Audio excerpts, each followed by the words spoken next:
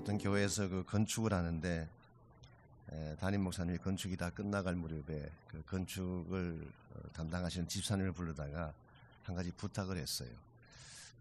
이번에 건축을 하면서 강대상을 좀 특별하게 제작을 해달라고. 목사님이 설교하실 때 강하게 이렇게 외칠 때는 강세 앞으로 쭉 나왔다가 조용조용 이야기할 땐 뒤로 쑥 들어가는 그런 장치를 좀 해주면 좋겠다. 듣고 계시던 집사님이 목사님 이왕 하는 김에 한 가지 더 했으면 좋겠습니다. 목사님 설교가 길어지면 밑으로 뚝 떨어지는 장치도 했으면 좋겠다고. 제가 지금 35년째 사실 설교를 하고 있습니다만은 안 믿으실지 모르지만 제가 이 강단에 올라올 때마다 항상 두렵고 떨리는 마음이 있습니다. 웬만한 그 직업은 한 20년, 30년 하면 눈 감고도 할 수 있는 그런 것이 보통인데 설교는 그렇지가 않은 것 같습니다. 30년, 40년을 해도 스틸 두려움이 있고 떨림이 있는 두 가지 이유 때문에 그렇습니다. 첫 번째 이유는 하나님 말씀을 전하는 시간이기 때문에, 만일 제가 제 하고 싶은 이야기 마음대로 하는 시간이라면 뭐 그렇게 두렵고 떨 이유가 없죠. 또 제가 가지고 있는 전문적인 지식을 전달하기 위한 시간이라면 뭐 얼마든지 자신 있게 할 수 있을 것입니다. 그러나 이 하나님의 말씀을 전한다는 이 사실이 우리를 두렵게 만듭니다. 두 번째 이유는 말씀은 잘 전하는 것 같은데 살지 못함에 대한 두려움이 있습니다.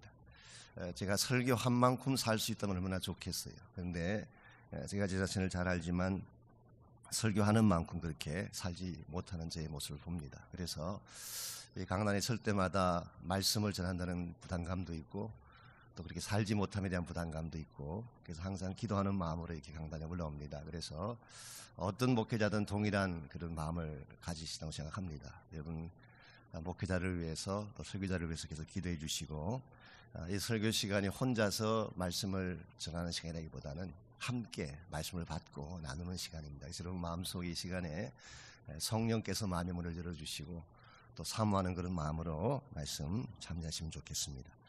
오늘은 창세기 22장 1절에서 우리 12절까지는 말씀입니다. 창세기 22장 1절에서 12절. 혹시 성경책 가지고 오셨으면 우리 같이 교독하면 좋겠습니다. 제가 한 절 읽고 여러분 한 절 읽으시고. 창세기 22장 1절에서 12절. 그 일 후에 하나님이 아브라함을 시험하시려고 그를 부르시되 아브라함아 하시니 그가 이르되 내가 여기 있나이다.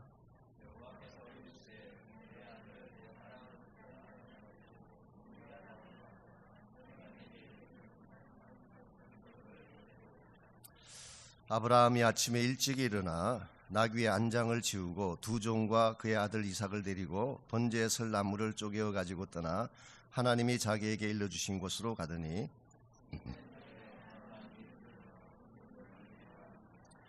이 아브라함이 종들에게 이르되 너희는 나귀와 함께 여기서 기다리라. 내가 아이와 함께 저기 가서 예배하고 우리가 너희에게로 돌아오리라 하고,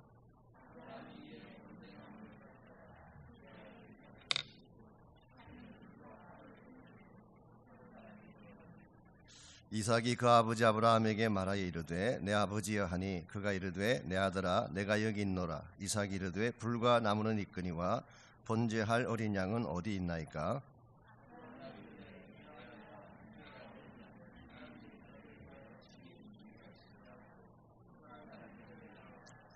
하나님이 그에게 일러주신 곳에 이른지라. 이 아브라함이 그곳에 제단을 쌓고 나무를 버려놓고 그의 아들 이삭을 결박하여 제단 나무 위에 놓고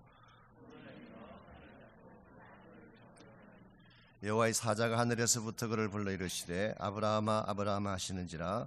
아브라함이 이르되 내가 여기 있나이다 하매 사자가 이르시되 그 아이에게 내 손을 대지 말라. 그에게 아무 일도 하지 말라. 내가 내 아들 내 독자까지도 내게 아끼지 아니하였으니 내가 이제야 내가 하나님을 경외하는 줄을 아노라. 아멘. 호주라고 하는 나라가 있죠. 오스트레일리아. 호주의 개척사에 보면 이런 감동적인 이야기가 하나 있습니다. 원래 호주라고 하는 곳은 영국이 1788년도에 식민지로 삼고 중죄를 범한 죄수들을 보내서 살게 했던 곳입니다. 해서 그들은 그곳 이름을 페널 컬러니라고 그렇게 붙이고 해안 쪽의 작은 지역에 그 중범죄자들을 모여서 살게 했습니다. 처음에는 별 문제가 없었습니다. 그러나 세월이 흘러가면서 문제가 생겼습니다. 인구가 늘어나고 이 삶의 터전을 더 확장을 해나갈 필요성을 가지고 있는데 넓힐 길이 없었기 때문입니다. 남쪽과 북쪽은 사막과 늪지대로 구성이 되어 있습니다. 동쪽은 바다입니다. 유일하게 갈 수 있는 곳이 서쪽인데 그쪽에는 높은 산이 가로막고 있었습니다. 얼마나 그 산이 높고 험악했는지 그 산의 이름을 장벽산맥이라고 불러서 Barrier Mountains라고 이름을 붙이고 감히 누구도 올라갈 수 없는 산으로 규정을 했습니다. 이런 상황 앞에서 사람들은 절망하기 시작합니다. 아이들은 성장하고 세대는 점점 확장돼 가야 되는데 그들은 더 갈 수 있는 길이 막혔기 때문에 이와 같이 절망적인 상황에 처했을 때에 3명의 청년이 이 산에 도전을 했습니다. 자기들이 한번 저 산을 올라가서 산 너머에 무엇이 있는지를 보고 싶다는 말을 한 것입니다. 주변에 수많은 사람들이 만류를 했습니다. 한 번도 가본 적이 없는 험악한 산이다. 올라간다고 하더라도 살아서 돌아온다는 보장이 없다. 다들 만류를 했지만 이 3사람은 끝까지 올라갈 것을 결정합니다. 왜냐하면 저 산 위를 올라가서 새 지경을 보지 않으면 우리에게는 미래가 없기 때문에. 그래서 그들은 가진 고생과 죽음의 고비를 통과하긴 했습니다마는 1812년도에 드디어 그 산의 정상에 올라갈 수가 있었습니다. 산 위에 올라가 보았더니 그들 앞에 광활한 대평원이 펼쳐진 것을 볼 수가 있었고 이것이 오늘날의 호주가 되었다고 합니다. 여러분, 산이라고 하는 것은 때때로 우리 앞을 가로막는 장벽일 수가 있습니다. 그러나 동시에 그 산은 우리에게 무한한 꿈을 실현시켜 줄 수 있는 비전의 전망대가 되기도 합니다. 오늘날 많은 사람들은 산을 두려워하고 산을 피해 살려고 하지만 참된 믿음의 사람은 산을 두려워하지 않습니다. 오히려 높은 산 앞에 도전을 받고 그 산 너머에 있는 하나님께서 준비해 놓으신 비전을 바라보며 산을 향하여 올라가는 인생이 성경이 기록하고 있는 크리스찬 삶의 본질입니다. 우리 앞에도 많은 산들이 있고 많은 장벽들이 있을지 모르겠지만 우리가 그것을 통과하고 넘어설 때에 비로소 하나님 사이즈의 꿈을 볼 수가 있고 그 비전을 보아야만 우리 인생이 바르게 진행이 되는 것입니다. 이런 면에서 어떻게 하면 하나님께서 준비하신 하나님의 산, 비전의 산에 올라갈 수 있을 것인가, 이 주제를 가지고 오늘 본문의 말씀을 함께 정리해 보려고 합니다. 오늘 같이 이 말씀 속에 보시면은 아브라함이 모리아 산에 오른 사건이 기록되어 있습니다. 모리아 산이라는 이 산은 14절 말씀에 하면은 여호와의 산이라고 부르기도 했습니다. 이 모리아 산은 아브라함의 생에 있어서도 결정적인 사건을 이룬 산이었지만 하나님의 구속사에 있어서도 결정적인 사건을 이룩한 산입니다. 왜 그럴까요? 이 산 위에서 예수님의 예표라고 불려지는 이삭의 제단이 만들어졌습니다. 바로 이 산 위에 역대하 3장 1절 말씀에 하면은 솔로몬의 성전이 세워졌습니다. 그리고 바로 이 산의 한 모퉁이에 지금부터 2000년 전에 예수 그리스도의 십자가가 세워졌기 때문입니다. 이런 의미에서 모리아 산은 그냥 산이 아닙니다. 하나님께서 파멸 가운데 있는 온 인류를 구원하기 위해서 하나님의 영원한 나라와 영광을 회복할 하나님의 비전이 있는 산이 바로 모리아 산입니다. 실제로 히브리 말로 모리아라고 하는 이 단어가 두 단위 합성을 하고 합니다. 구약 성경 학자들의 의견에 하면은 모리라고 하는 이 히브리 말은 본다는 뜻이에요. 비전이라는 뜻이에요. 야라고 하는 단어는 야훼의 준말이죠. 그러므로 직역을 하면 The Vision of Yahweh, 여호와의 비전, 그렇게 번역할 수가 있는 산입니다. 여러분과 제가 정말 하나님의 꿈을 보기를 원한다면, 하나님이 준비하신 비전을 목격하기를 원한다면 세상의 산이 아니라 여호와의 산에 올라가야만 됩니다. 여러분들께서도 각자 나름대로 산을 오르고 계신 줄 압니다. 이 땅을 사는 수많은 사람들은 성공과 야망의 산을 오르고 있습니다. 아무리 오르고 올라도 끝이 없는 산, 그리고 설사 정상에 오른다고 할지라도 막상 올라가 보면 아무것도 없는 산, 이건 오늘날 흔히 말하는 세상 사람들이 추구하는 세속의 상, 야망의 상, 소위 말하는 성공의 산이라고 부를 수 있습니다. 거기에는 소망이 없습니다. 왜냐하면 우리가 세상 가운데서 이룩했던 모든 것들은 영원한 가치가 아니기 때문에 다 지나가는 것입니다. 물질 영원하지 않습니다. 우리에게 주어진 권세 절대 영원하지 않습니다. 나에게 주어졌던 영광 지나가는 것입니다. 여기 젊은 분들 많이 계시지만 우리의 젊음마저도 결코 영원하지가 않습니다. 저희 집사람이 지금은 뭐 다 포기하고 지금은 그런 말 절대 안 하지만 한때 이제 40대를 넘어서고 지나가고 한때 그래도 아직 본인이 생각할 때 희망이 있다고 생각할 그때에 저에게 질문을 늘 했어요. 나 많이 늙었지? 그렇게 묻습니다. 그럼 제가 절대 아니라고 그러죠. 절대 그렇지 않다고. 근데 제가 물을 때마다 목사로서 항상 거짓말만 할 수가 없기 때문에 나중에는 묻게 되면 엉뚱한 대답을 했습니다. 뭐 애들은 자냐 그러고 아이들 숙제는 했나 그러고 그게 좀 섭섭했나 봐요. 한 번은 제가 제 사무실에 있는데 저에게 올라왔어요. 그 당시는 우리 집사람이 저희 교회에서 운영하는 프리스쿨이 있습니다. 어린이학교를 섬기고 있을 때인데 제 사무실에 올라오더니 오늘 아침에 급한 볼 일이 있어서 저희 교회 이 길을 건너가면 그 건너편에 은행이 하나 있습니다. 지금은 그 뱅크 오브 호프라고 하는 큰 은행이 있지만 그 당시는 미주 은행이라는 은행이 있었어요. 그 은행에 급한 볼 일이 있어서 세수도 하지 않고 화장도 하지 않은 상태에서 잠깐 볼일 보려고 은행을 갔다가 집사님 한 분을 만났대요. 그 집사님 한 5년 전에 저희 교회에 나오시다가 사주로 이사 가신 분이신데 저를 만났는데 그 집사님 말하기를 사모님 점점 젊어지십니다 그랬대요. 화장도 하지 않고 세수도 하지 않고 그냥 잠깐 보러 갔는데 그 얼굴을 보고도 5년 전에 만난 그 집사님이 점점 젊어진다고 이야기했대요. 제가 그러냐 그랬죠. 그랬는데 그 다음날 우리 집사람이 아래층 어린이학교 내려갔더니 어린이학교 교사 중에 한 분이 어제 만난 그 집사님의 며느님이 계셨어요. 그 며느리가 우리 와이프한테 와서 그랬대요. 어저께 우리 시아버님 만났다면서. 만났지. 시아버님 그러시는데 얘야 사모님 그동안 많이 늙었더라. 여러분 시간이 흐르면 늙는 게 정상 아니겠어요? 어떻게 젊음이 영원할 수가 있겠어요?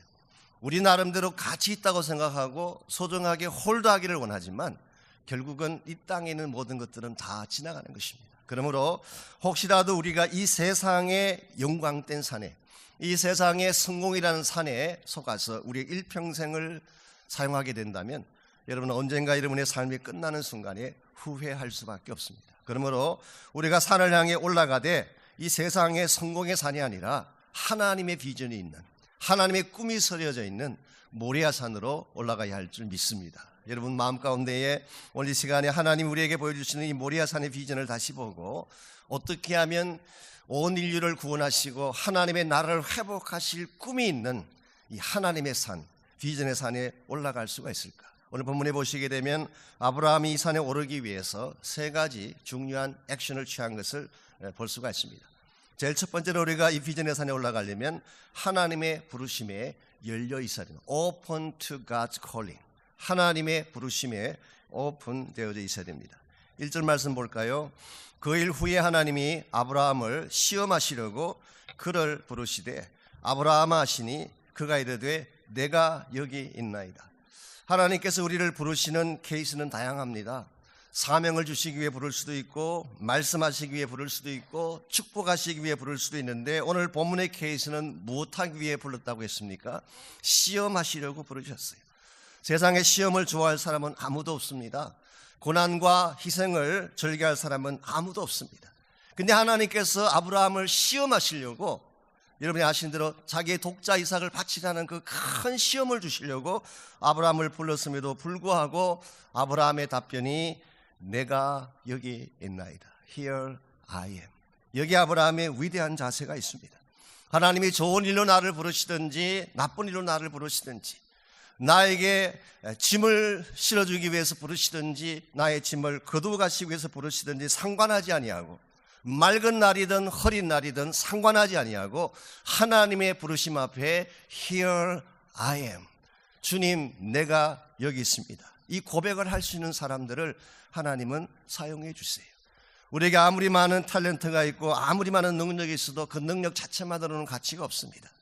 하나님이 나를 부르실 때에 사용할 수 있어야 돼요. 여러분에게 주어진 귀한 재질들 혹은 탤런트들 많은 그 자질들을 여러분이 소유하고 계실 줄 압니다. 하나님 앞에 부름받고 이것을 사용할 수 있을 때 그 가치를 갖게 되는 것입니다. 여러분 잘 아시는 CCC 창립하신 분이 빌 브라이트 박사라고 있지 않습니까? 그분이 살아계실 때에 릭 워렌 목사님이 그분을 만나서 인터뷰한 내용이 소개된 적이 있습니다. 빌 브라이트 박사는 CCC 운동을 시작하신 분일 뿐만 아니라 아시는 대로 이 지저스 필름이라고 하는 영화를 통해서 40억의 인구에게 복음을 전한 사람이에요. 지금까지 나온 통계만 하더라도 1억 이상의 사람들이 그 필름을 보고 구원받은 것으로 통계가 나와 있고, 전 세계 1만 명이 넘는 스텝을 가지고 있는 가장 큰 선교 단체를 시작하신 분이 빌 브라이트 박사였습니다. 릭 워렌 목사님이 질문했어요. 세상에 하고 많은 사람들이 있는데 왜 하필이면 하나님이 당신을 이와 같이 위대하게 사용해 주신 것입니까? 그때 빌 브라이트가 이렇게 답변한 것으로 기록이 되어 있습니다. 그렇습니다.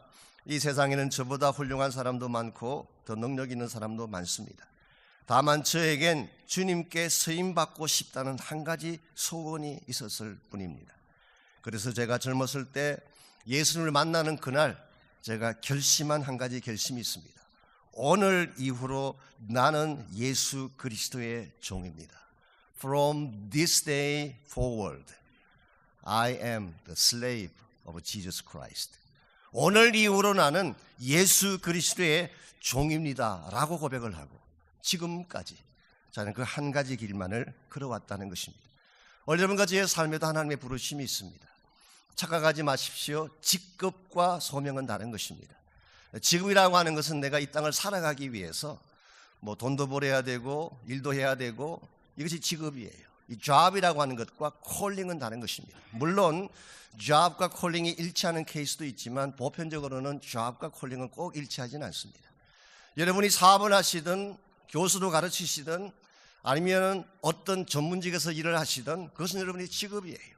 소명은 뭐냐고 하면 그것을 통해서 하나님의 부르심이 어떻게 순종할 것이냐가 소명이에요. 여러분께서 아무리 좋은 직장 직업을 가지고 계신다고 할지라도 하나님의 나라에 부름받고 그게 사용될 수가 없다면 그것은 가치를 잃게 되는 것입니다. 이런 의미에서 우리가 참으로 하나님이 기뻐하시는 건강하고 바른 그런 삶을 살기를 원한다면 하나님의 부르심에 대해서 항상 내가 여기 있다고 고백을 하고 예설할 수 있어야 됩니다. 혹시 박수웅 장로님이라고 아신지 모르겠는데 우리 남공생 잘 아시겠지만 한 번은 제가 수양에 그분과 같이 가서 이제 말씀을 전할 기회가 있었는데요. 그분이 그런 간증을 하셨어요. 이분이 원래 한국 계실 때 의과대학을 졸업을 하시고 이제 의사가 되는 전문 의사가 되는 그런 과정을 밟고 있었습니다. 근데 이분은 그 대학 시절에 예수님 만나고 완전히 복음에 미쳤어요. 그래서 이 보통 의과대학생들이 자기 전공 과목을 결정할 때 일반적으로 무엇을 기준으로 전공 과목을 결정하나요? 보편적으로 다 그런 것은 아니지만 어떤 전공을 하면 돈을 가장 많이 버나 그게 보편적인 거예요. 그게 인기가 높습니다. 근데 이분은 거기는 관심이 없어요. 어떻게 하면 시간을 많이 내어서 시간이 많이 남아서 남는 시간 가지고 복음을 전할 수가 있나. 그래서 자기가 이 의사라는 직업은 같지만 어떤 전공을 하게 되면 가장 시간이 많이 어베일러블해서 복음, 캠퍼스 사역을 할 수 있나. 그게 관심사였어요. 그래서 이제 전공 과목을 쭉 나이를 해보니까 원래 이분은 어릴 때부터 여자를 좋아해가지고 산부인과를 택하고 싶었는데 아시다시피 산부인과는 이 밤낮이 없잖아요. 언제 부름받을지 모르니까. 그래서 그건 안 되겠고 그래도 시간이 가장 많이 남는 전공 과목이 2개가 있더래요. 정신과하고 마취과. 근데 이분이 미국에 이제 와서 일할 그런 계획을 가지고 있었던 터였기 때문에 정신과를 택하려고 생각을 해보니까 이 정신 온전한 사람의 영어도 알아듣기가 쉽지 않은데 미국에 와서 그 정신 나간 사람들의 영어를 내가 어떻게 알아듣고 내가 치료를 하나. 그래서 정신과를 택하지 않고 마취과를 택했어요. 그래서 마취과 의사로 오셔서 사실 은퇴하실 때까지 그 프랙티스를 하셨죠. 그분의 고백이 뭔지 아십니까? 자기는 미국 올 때 몰랐대요. 근데 미국에 와서 병원에 취직을 했더니 시간당 가장 많은 페이를 주는 과목이 뭔지 아세요? 마취과예요. 그래서 그분은 하나님 앞에 자기가 캠퍼스 사역 마음대로 하고 복음 전하는 사역을 하면서도 그 직장을 가지고 있는 것에 대한 간증을 하셨어요. 여러분과 저의 삶에도 하나님께서 주신 여러 가지 많은 직업과 직장이 있겠지만 소명을 발견하시기를 바랍니다. 이것을 통해서 내가 무엇을 할 것인가? 어떻게 하나님의 비전 앞에 쓰임받을 것인가? 이것이 있어야지 비전의 산에 올라갈 수가 있습니다. 두 번째는 하나님의 부르심에 오픈될 뿐만 아니라 하나님의 가능성을 trust해야 됩니다. 그래서 오픈될 뿐만 아니라 trust God's possibility, 하나님의 가능성을 trust해야 됩니다. 3절에서 5절을 계속 보시면은 아브라함이 하나님에게 순종을 하는데 이 순종의 몇 가지 특징이 오늘 본문에 소개가 되고 있습니다. 3절 말씀, 아브라함이 아침에 일찍이 일어나. 이것은 바로 즉각적인 순종입니다. 하나님께서 말씀하셨으면 날이 밝기가 무섭게 아침에 일찍 일어나 나귀의 안장을 지우고 출발한 것입니다. 이것이 바로 즉각적인 순종. 이 대목에서 어떤 주석가는 재미있는 질문을 단 것을 보았습니다. 만일 아브라함이 아침에 일어나자마자 즉각 출발하지 아니하고 자기 부인 사라와 의논을 했더라면 어떻게 되었을까? 어떤 일이 벌어졌을까요? 아무래도 여자분들은 더 감성적이고 자식에 대한 애착이 더 강하지 않습니까? 어떤 어머니가 자식 바치러 간다고 하는데 가라고 할 어머니가 어디 있겠어요? 예를 들어서 만일 사라가 아브라함의 발꿈치를 부여잡고 차라리 날 죽이고 하라 그러고 매어달렸으면 maybe 아브라함이 순종 못했을 것입니다. 아시지만 여자분들이 남자보다 더 위대하시잖아요. 여자가 이야기하면 이길 방법이 없어요. 여자분들의 능력이 얼마나 대단한지 아세요? 저녁에 된장찌개 끓이면서 친구와 전화하면서 TV에 나오는 드라마 보면서 아이들 숙제까지 챙겨주는 사람들, 여자 한꺼번에 4가지 5가지를 해도 아무 지장이 없는 사람들. 남자들은 한 번에 한 가지밖에 못합니다. 단순 무식해. 어떤 남자는 길을 걸으면서 동시에 껌을 씹는 것을 그렇게 힘들게 생각한다는 분 있잖아요. 이와 같이 심플하고 단순한 남자들은 어떻게 여자를 이길 수가 있겠어요? 만일의 경우에 아브라함이 사라와 의논했더라면 이 순종은 불가능했습니다. 그래서 아브라함은 아침 날이 밝기가 무섭게 즉각적으로 길을 떠났어요. 뿐만 아니라 4절 보시면은 아브라함의 순종은 지속적이었습니다. 제3일에 아브라함이 눈을 들어 그곳을 바라본지라. 이 말의 뜻이 무엇일까요? 아브라함이 자기 집을 떠나서 모리아까지 가는데 3일이 걸렸다는 것입니다. 3일 길을 걸어간 것입니다. 처음에는 하나님이 말씀하시니까 순종했다고 할지라도 3일 길을 걸어가는 동안에 얼마나 많은 생각들이 찾아왔겠어요. 하나님께서 나에게 명령하시긴 하셨지만 과연 이 명령이 합리적인가 질문할 수 있습니다. 왜냐하면 하나님이 아브라함의 자식을 통해서 하늘의 별과 같은 민족을 약속하셨는데 그 아들을 바치라고 하니까 이게 과연 합리적인가 질문할 수 있었어요. 혹은 하나님의 이 질문이 윤리적으로 합당하냐? 아무리 하나님이지만 아버지로 하여금 자식을 찾게 하는 명령이 세상에 어디 있어요? 그러므로 이것이 에티컬하냐고 물을 수가 있습니다. 뿐만 아니라 하나님의 명령이 과연 영적으로 옳은가 질문할 수도 있어요. 왜냐하면 그 당시에 자식을 제물로 바치는 프랙티스는 이방신을 섬기는, 몰렉을 섬기는 이방 종교에서만 가능한 거지 야훼 신앙에서는 있을 수가 없는 것입니다. 그러므로 3일 길을 가면서 수많은 질문과 수많은 회의를 하면서 얼마든지 돌아설 수 있는 기회가 있었는데 아브라함은 3일을 consistently, faithful하게 처음 작정한 그대로 끝까지 달려갔다고 하는 것은 굉장한 믿음입니다. 그래서 아브라함의 순종은 즉각적이고 이와 같이 지속적일 뿐만 아니라 지금까지 말씀드린 것보다 더 위대한 순종의 베이시스 하나가 더 있습니다. 5절 말씀 볼까요? 이 아브라함이 종들에게 이르되 너희는 나귀와 함께 여기서 기다리라. 내가 아이와 함께 저기 가서 예배하고 우리가 너에게로 돌아오리라. 여러분 이 말씀을 얼핏 보면 별것 아닌 말씀 같지만 이 고백 속에 굉장한 신앙이 내포되어 있습니다. 아브라함이 지금 여기에 왜 왔나요? 자기 아들 잡아서 번제로 드리려고 왔습니다. 이제 번제로 드리려고 아들을 데리고 산 위로 올라가면서 종들에게 한 말이 우리가 너에게로 돌아오리라. NIV 번역을 보시면 We will be back to you. 우리가 너에게로 돌아오리라. 여기에 뭐가 내포되어 있을까요? 아브라함과 아들이 함께 돌아온다는 의미가 포함되어 있습니다. 어떤 영어 번역에서는 I'll be back to this place with my son. 나의 아들과 함께 여기에 돌아오리라. 여기에 굉장한 믿음이 있습니다. 하나님께서 자식을 바치라고 하니까 순종은 합니다. 그리고 이 자식을 바친다는 것은 죽음의 제물로 드린다는 것을 알고 있었어요. 그럴지라도 내가 이 하나님 앞에 순종하게 되면 somehow, 방법은 모릅니다. 어떻게 하실지는 방법은 모르지만 somehow 하나님께서 이 아들을 다시 살게 하셔서 나와 함께 내려오게 할 것을 아브라함은 믿었어요. 이것은 하나님의 가능성에 대한 트러스트입니다. 인간의 계산이나 합리성을 뛰어넘어서 하나님이라면 하실 수 있다고 믿었다는 뜻이에요. 그랬기에 히브리서 11장 19절은 오늘 이 본문의 사건을 이렇게 묘사했습니다.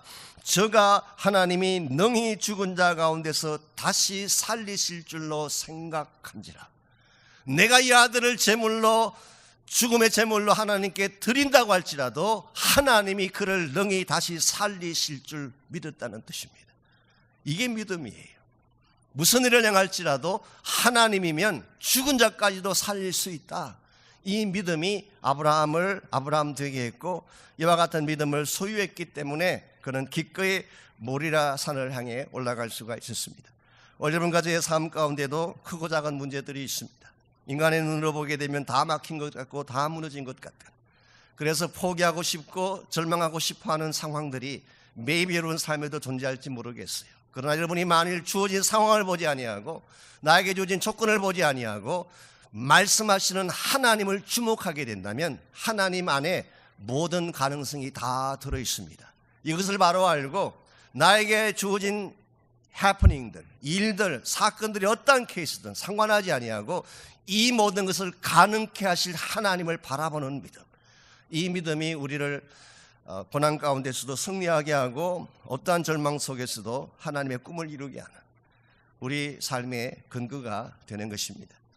여러분 잘 아시는 발명왕 토마스 에디슨, 정말 20세기 최고 발명왕으로 알려져 있지 않습니까? 그런데 그분이 사실은 믿음이 참 좋았던 분으로도 알려져 있습니다.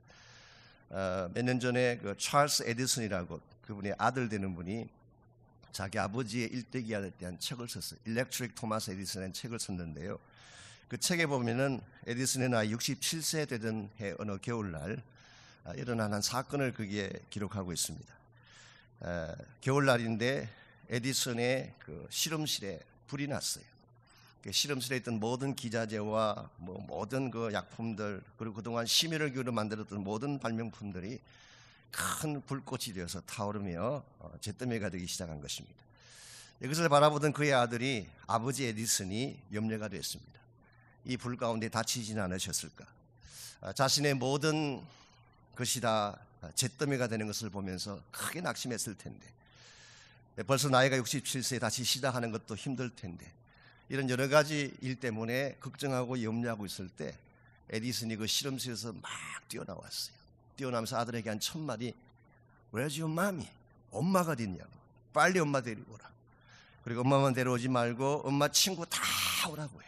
They will never see a fire like this again. 이처럼 찬란한 불꽃은 그들 생애 가운데 다시는 볼 수가 없을 거예요. 여러분 정말 캔저 빌레벳 67년간 사였던 자신의 전 재산이 잿더미가 되고 있는데, 자기의 모든 발명품이 다 일시에 사라지고 있는데, 하나님을 원망하거나 화제를 원망하는 것이 아니라 Hey son, get your mother. This is one unbelievable sight. 이와 같은 에디슨의 고백 앞에 아들이 의아한 표정으로 서 있을 때에 그 아버지가 아들의 손을 잡고 다음과 같이 말을 했다고 합니다. 아들아, 이 불은 어차피 우리가 끌 수 없는 불이야. 그러나 불길이 왔다고 해서 웃음마저 잃어버렸어야 되겠느냐. 하나님이 도우시면 다시 시작할 수 있어. 이게 믿음이에요. 지금 내 눈앞에 나의 전재산이 잿더미가 되고 내가 지금까지 쌓았던 모든 것들이 물거품이 되지만 하나님이 도우시면 다시 할 수 있다. 여러분에게 이 믿음이 있으면 무슨 일을 당해도 절망하지 않습니다. 우리를 살게 하고 우리를 달리게 하는 원천은 우리 자신의 능력에 있지 않습니다. 나와 함께 하시는 하나님의 능력이 우리를 달리게 하는 것입니다. 여러분을 승리하게 만들고 기뻐하게 하고 여러분으로 하여금 하나님의 기적을 맛보게 하는 것입니다. 이런 면에서 우리가 하나님의 비전의 산에 올라가려면 1차적으로는 하나님의 부르심 앞에 open to God's calling. 두 번째는 하나님의 능력을, 하나님의 가능성을 trust하는 것입니다. 마지막 세 번째로 그 하나님의 비전의 산에 올라가려면은 우리의 가장 소중한 것을 드릴 수 있어야 됩니다. Devote our best. 우리의 가장 소중한, 우리의 최선을 하나님께 드릴 수 있어야 됩니다. 어떠한 비전도 희생이 동반되지 않고 성취되는 비전은 없습니다. 비전이 희생이 없는 비전은 항상 허황된 꿈에 불과합니다. 그러나 바른 희생이 동반될 때 비전은 실현되게 되고 그 가치는 열매를 맺는 것입니다. 오늘 본문 10절을 이하를 쭉 보시게 되면 이 아브라함이 실제로 이 아들 이삭을 데리고 가서 정말 이 아들을 잡으려고 했어요. 그냥 한번 잡는 척 제스처 취한 게 아니라 진짜로 이 아들을 결박을 시키고 칼을 뽑아가지고 잡으려고 했어요. 이 대목을 보면 이삭도 보통 인물이 아닙니다.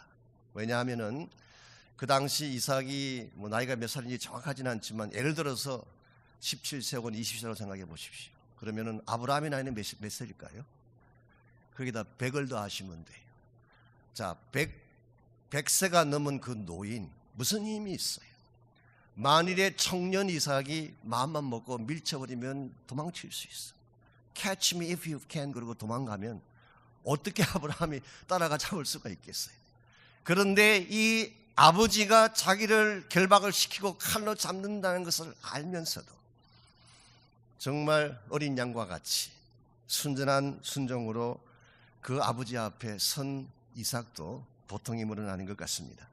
그러나 하나님은 아브라함이 자기 아들을 진짜 이와 같이 제물로, 순종의 제물로 드리려는 것을 보는 순간 10절에서 12절까지를 보시면은 다음과 같이 기록되어 있습니다. 손을 내밀어 칼을 잡고 그 아들을 잡으려 하니 여호와의 사자가 하늘에서부터 그를 불러 이르시되 아브라함 아브라함 하는지라. 아브라함이 이르되 내가 여기 있나이다 하매 사자가 이르되 그 아이에게 내 손을 대지 말라.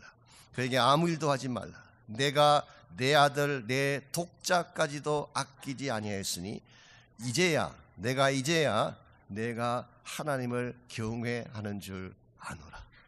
여기서 아브라함의 진짜 믿음이 프루븐된 것입니다. 하나님께서 아브라함의 믿음을 인정해 주신 것, 아브라함의 믿음이 프루브된 것은 그가 처음 부름받고 갈대우르를 떠날 때가 아니었어요.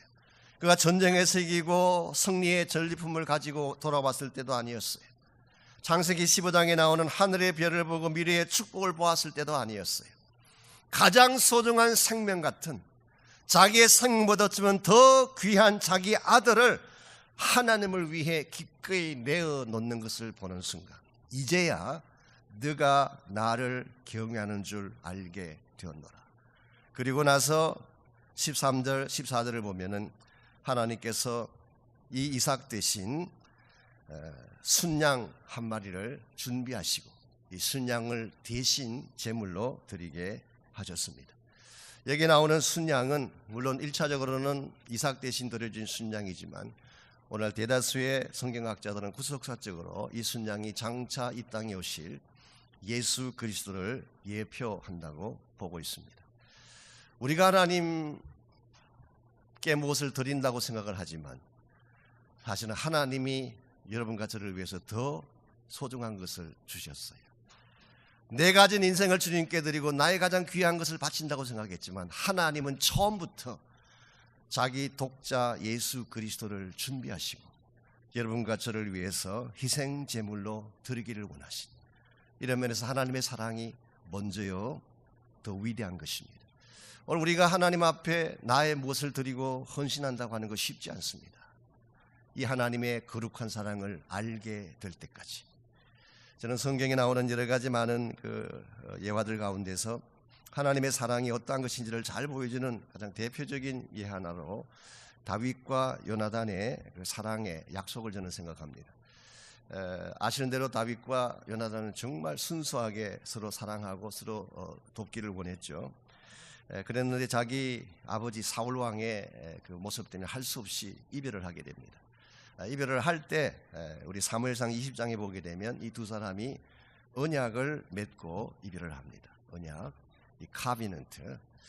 이 언약이라고 하는 단어가 히브리 말로 베리스, B-E-R-I-T-H, 베리스라는 단어입니다. 이 베리스라고 하는 이 단어는 약속이라는 뜻이 아니에요. 원래 이 단어의 그 원래 의미는 무엇을 자른다는 뜻, to cut 한다는 뜻입니다. 왜 하나님은 언약이라는 단어를 우리가 약속이라는 그런 의미를 가진 단어를 쓰지 않고 자른다는 이런 표현을 쓰셨을까? 그것은 여러분이 고대 사회에서 언약을 체결하는 방식이라면 금방 이해할 수가 있어요. 요즘 같은 경우는 여러분이 계약서를 쓰든지 약속을 할 때는 뭐 법적으로 사인을 하든지 한국 같은 경우는 도장을 찍고 이렇게 하지 않습니까? 근데 고대 사회에서는 그렇게 하지 아니하고 반드시 두 파리 사이에서 언약을 체결할 때는 양이든 짐승을 잡습니다. 그래서 그 가운데를 컷한 후에 잘라진 재물 사이로 통과해 감으로써 언약이 체결되는 것입니다. 그러므로 어떠한 언약이든지 특별한 설명이 없어도 성경 구약에 나오는 대부분의 언약은 다 피가 인발브 되어 있습니다. 그러므로 다윗과 요나단의 언약 케이스도 동일하게 블라드 카비넌트, 피가 내포된 언약이었어요. 이와 같은 약속을 맺고 나서 세월이 많이 흘렀습니다. 우리가 알고 있는 것처럼 요나단은 전쟁에서 전사를 하고 사울도 죽고 그 가문은 몰락을 하고 다윗은 이스라엘의 왕이 됐습니다. 왕이 되고 어느 정도 시간이 흐른 어느 날 다윗이 문득 그 옛날 요나단과 맺었던 언약이 생각이 났어요. 그래서 자기 신하에게 묻습니다. 혹시 사울의 집에 남은 자가 있느냐? 그랬더니 신하가 대답하기를 네, 딱 한 명 있긴 합니다마는 절뚝발입니다. 즉 불구자라는 것입니다. 그 사람을 데려오라고 했습니다. 데려왔더니 바로 그 사람이 요나단의 아들 머비보셋이었어요. 사무엘하 9장 7절에 보게 되면 그 머비보셋을 향해서 다윗이 이렇게 이야기를 합니다. 내가 너의 조부 사울의 밭을 너에게 돌려주겠고 앞으로 항상 나의 테이블에서 같이 먹게 할 것이며 내가 너를 왕자 중에 하나로 여기리라. 여기에 세 가지 차원의 회복이 나열되어 있습니다. 첫째가 신분의 회복이에요. 내가 너를 왕자 중에 하나로 여기리라. 사실은 몰락한 가문의 집안인데 앞으로는 내가 너를 왕자의 하나로 신분을 회복시켜 주셨어요. 두 번째는 교제의 회복입니다. 왕의 상에서 함께 식사를 할 수 있도록. 그리고 세 번째로 재산을 회복시켜 준 것입니다. 모든 잃어버렸던 유산, 인헤리턴스를 다 회복시켜 주었어요. 이와 같이 엄청난 배려 앞에 머비보셋이 고백합니다. 왕이시여, 왜 왕께서는 죽은 개와 같은 나를 이처럼 돌보시는 것입니까? 영어 번역 Why do you give this much favor to a person like that though? 우리 집안은 망한 집안입니다. 나는 지금까지 개처럼 누추하고 처참한 삶을 살아왔습니다.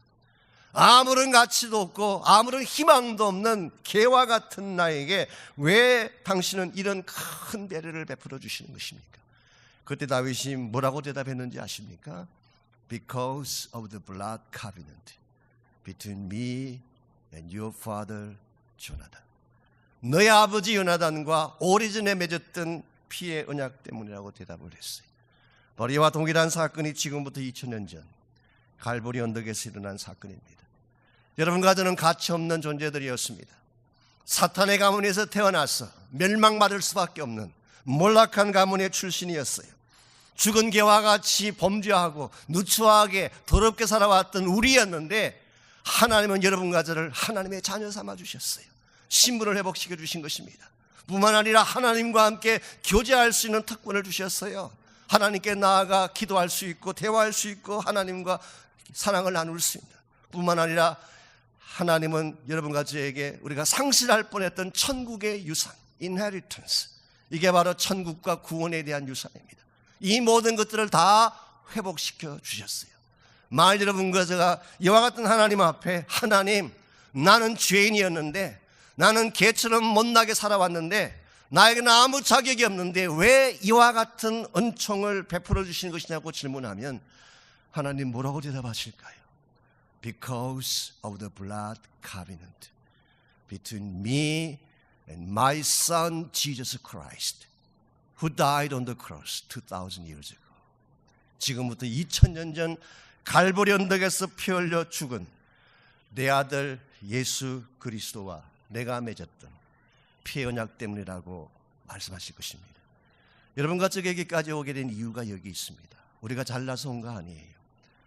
내가 하나님께 뭘 희생한다고 하지만 하나님은 우리가 드리는 모든 희생을 다 합쳐도 따라가지 못할 하나밖에 없는 독자 예수를 핏값으로 여러분과 저를 위해 희생해 주셨어요.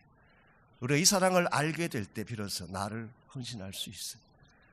제가 오래전에 코스타라고 하는 모임이 있죠. 거기 갔더니 강사로 오신 교수님 한 분이 오프닝 말씀을 시작하면서 이런 재미있는 이야기를 해주셨어요.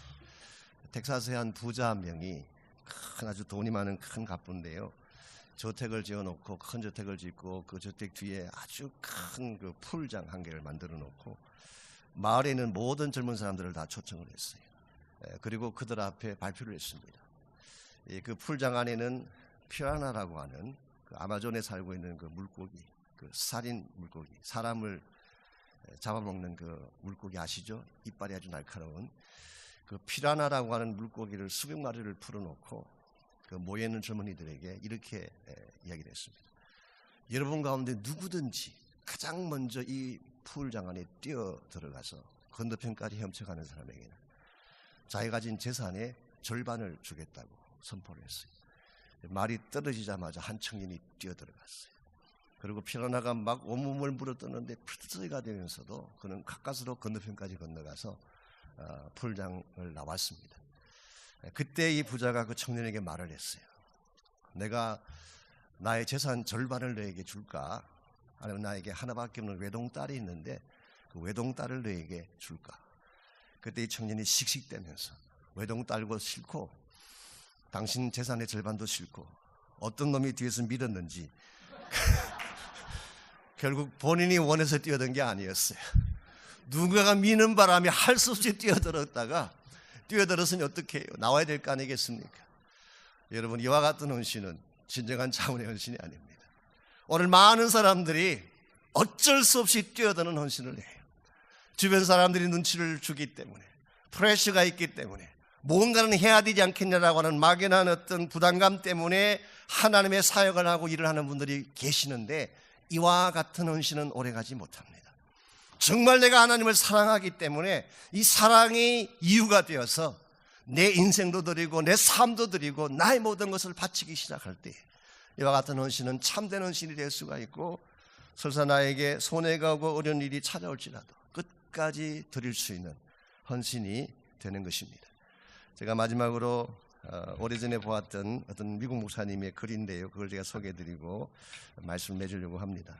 낚시빌이라는 곳에서 목회했던 프랭크 폴터라는 목사님이 쓴 글인데요. 이분이 한 번은 자기 사무실에 있는데 50세가 난 농부 한 분이 찾아왔어요. 부탁할 것이 있다고. 근데 목사님이 그 농부의 얼굴을 보니까 나이는 50이라고 하는데 얼마나 그동안 고생을 많이 했는지, 주름살이 패이고 고생을 많이 했는지 나이가 60도 더 돼 보이는 그런 농부였습니다. 근데 이분이 이 나이에 사랑하는 여인을 만났다는 것입니다. 그래서 결혼을 하고 싶으니까 주례를 좀 해주십시오. 그래서 이 농부보다 한 10살 정도 아래인 그 부인과 이제 결혼을 하게 됐습니다. 그래서 프랭크 폴트 목사님이 주례를 하시고 결혼식을 마친 이후 사람이 신혼여행을 가게 됐는데 그 신혼여행지에서 이제 그 쇼핑센터를 이렇게 지나가다가 저희는 보석상 앞을 지나가게 됐습니다. 그 보석 앞에 보니까 너무너무 아름답고 찬란하게 보이는 진주 목걸이 하나가 걸려 있었어요. 이걸 보는 순간 그 신부가 자기도 모르게 이렇게 말이 튀어나와서 세상에 저렇게 아름다운 진주 목걸이가 있나, 저렇게 예쁜 진주 목걸이를 목에 거는 여자는 행복하겠지, 그 말을 했어요. 이 말을 들은 남편의 마음이 굉장히 아팠어요. 그러나 사랑하는 그 여인의 요구를 들어줄 수 없습니다. 돈이 없었기 때문에.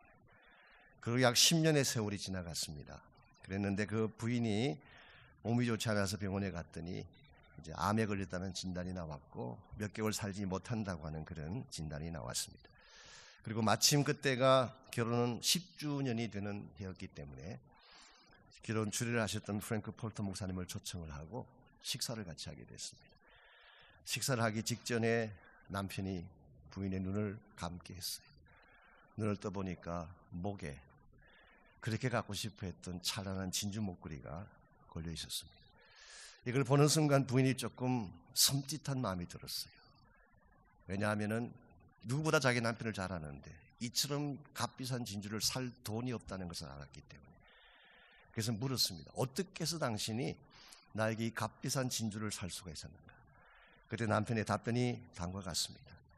당신이 진주 목걸이를 보고 이런 목걸이를 목에 매는 여자는 행복할 것이라는 말을 듣는 그 순간부터 본인이 결심을 했다는 것입니다.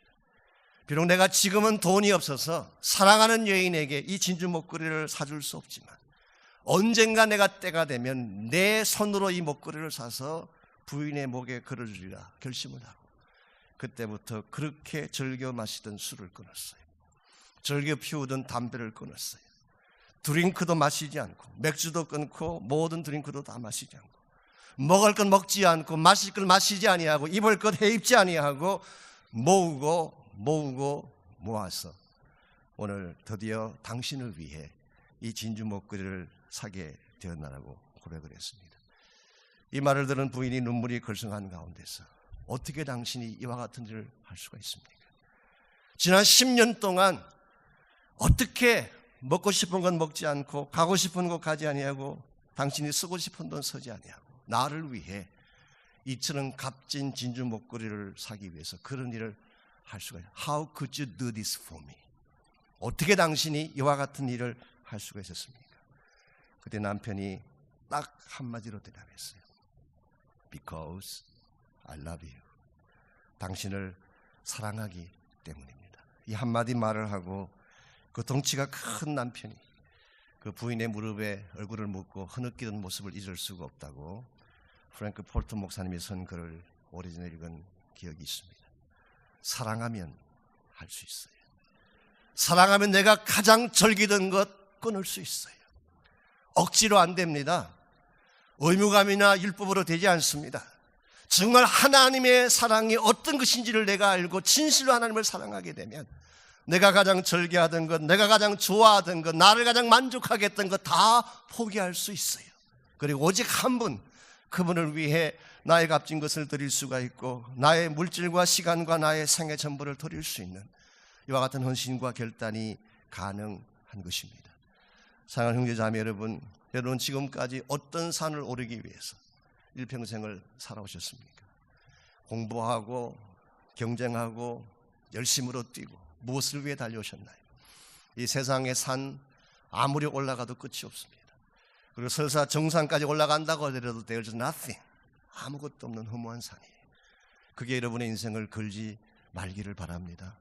비전의 산, 여호와의 산에 여러분의 인생을 걸고 하나님의 나라 꿈을 여러분의 비전으로 삼고 그것을 위해 부르심 앞에 순종하고 믿음으로 하나님을 바라보고 그리고 하나님께서 가장 소중한 것을 나를 위해 주셨듯이 나도 내 인생에 가장 귀한 것을 주를 위해 드릴 수 있는 그 같은 헌신과 결단이 있기를 바랍니다. 이상 같이 기도하겠습니다.